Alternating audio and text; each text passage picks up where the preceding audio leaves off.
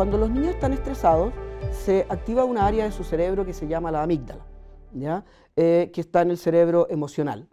La amígdala tiene una característica muy importante, porque cuando la amígdala se prende en nuestro cerebro, la amígdala lo primero que hace es que apaga el pensamiento. Es decir, la amígdala lo primero que hace es que apaga todo eso que los docentes necesitan para que el niño pueda aprender. Y tenemos una educación en donde más que activar el cerebro que piensa, lo que hace es activar el cerebro que siente estrés. Y el cerebro que siente estrés, cuando se activa, apaga el cerebro que piensa. Entonces esto es muy importante que se entienda, porque la educación actual lo que hace es generar más estrés, por un lado, pero por el otro lado no permite un tipo de aprendizaje real, porque el cerebro del niño cuando está estresado no está preparado para aprender. El último reporte de la OCDE mostró que el promedio de horas de clase que el niño pasa en sala de clase, a la semana es de 36,5, de los primeros países. Entonces ahí ya tengo un componente estresante que es insoportable. El cerebro y el cuerpo no aguantan tantas horas de clases. El cerebro y el cuerpo, otra cosa que no aguantan es después de las clases tener que vivir y tener que hacer tareas. Toda una serie de estudios han mostrado que el efecto de las tareas es prácticamente nulo o negativo en el aprendizaje. Pero tenemos un tercer componente. Tenemos una educación que está basada en toda una serie de temáticas que de alguna manera no son temáticas para la vida. Son temáticas muy abstractas, es muy importante quizás saber historia de Chile, biología, eso es fundamental. Pero no tenemos una metodología de cómo el niño lleva esas temáticas para que le sirvan para la vida. Y tenemos un cuarto componente que es uno de los más importantes. Tenemos profesores tremendamente estresados. Y como ya vimos, cuando un profesor está estresado, no puede generar un mensaje de presencia, un mensaje de aprendizaje, en donde el niño pueda usar su cerebro pensante o donde de alguna manera pueda inhibir su estrés. El principal espacio de la educación, el principal espacio del aprendizaje es el vínculo entre el alumno y el docente.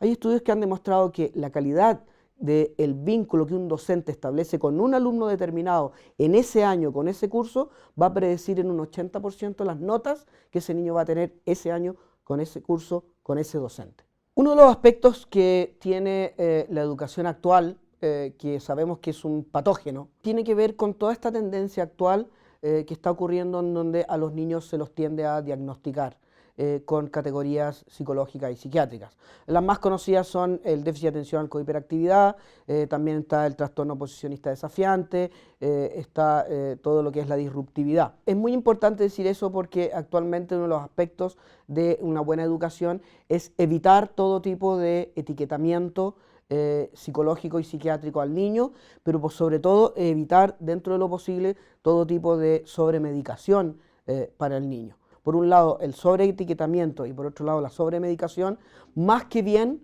se han convertido en otra forma diferente de enfermar a los niños. Los estudios han demostrado que ellos se sienten mal cuando los etiquetan, se sienten mal vistos, pero sobre todo también se ha demostrado que sobremedicarlos es tremendamente dañino. Entonces es muy importante entender que parte de una buena educación es lo que llamamos neurodiversidad.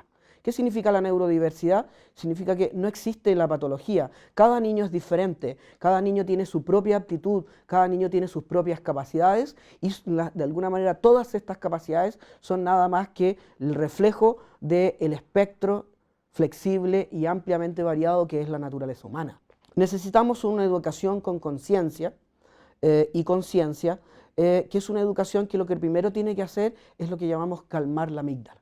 Necesitamos primero una educación que genere un contexto que sea propicio para que el aprendizaje se produzca. Y ese contexto es un contexto que tiene que estar lo más posible libre de estrés. Y ese contexto libre de estrés es un contexto que en el niño lo vive directamente, es en el vínculo con el docente, el vínculo con el colegio. Y ese vínculo es afectivo. El segundo aspecto fundamental de nuestra educación revolucionaria, educación con conciencia, es que yo tengo que generar una educación que genere lo que llamamos una integralidad del cerebro. Es decir, una educación en donde todo el cerebro funcione íntegramente, funcione como una orquesta, funcione como un todo.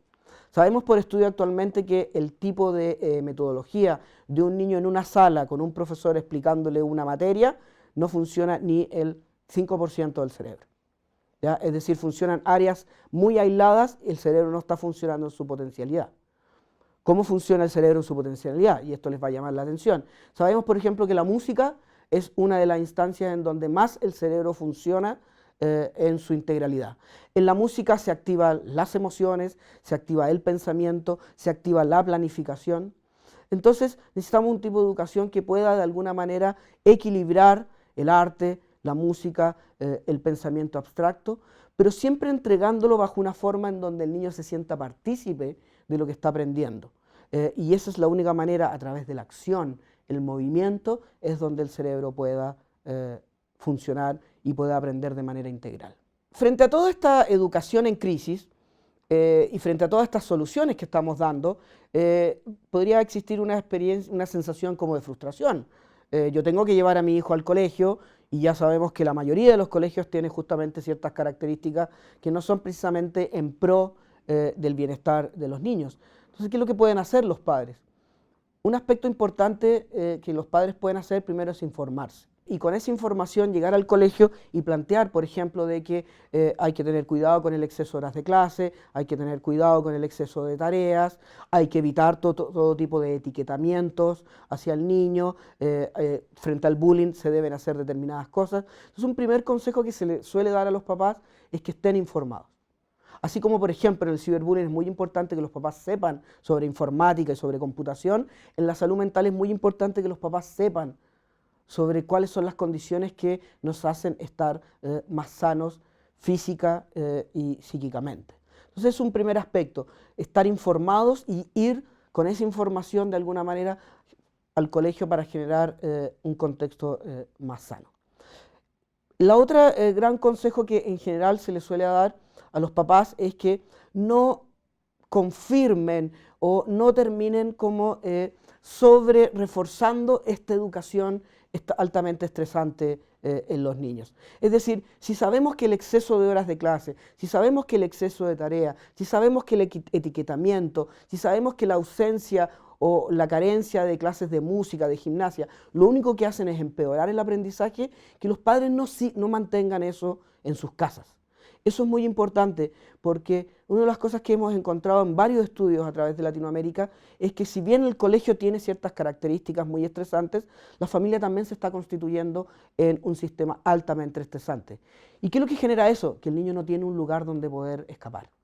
El niño, si el colegio es estresante y la familia lo que hace es mantener y tiene las mismas características que el colegio, entonces el niño ya no encuentra un lugar donde poder ser él, ya no encuentra un lugar donde poder bajar estos niveles de estrés y a veces, y muchas veces, por ejemplo, la droga termina siendo ese lugar.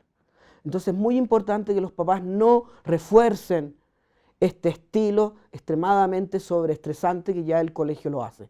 Entonces es muy importante que si los padres sienten que no pueden hacer nada para cambiar estos establecimientos educacionales, que por lo menos lo traten de hacer en el contexto familiar.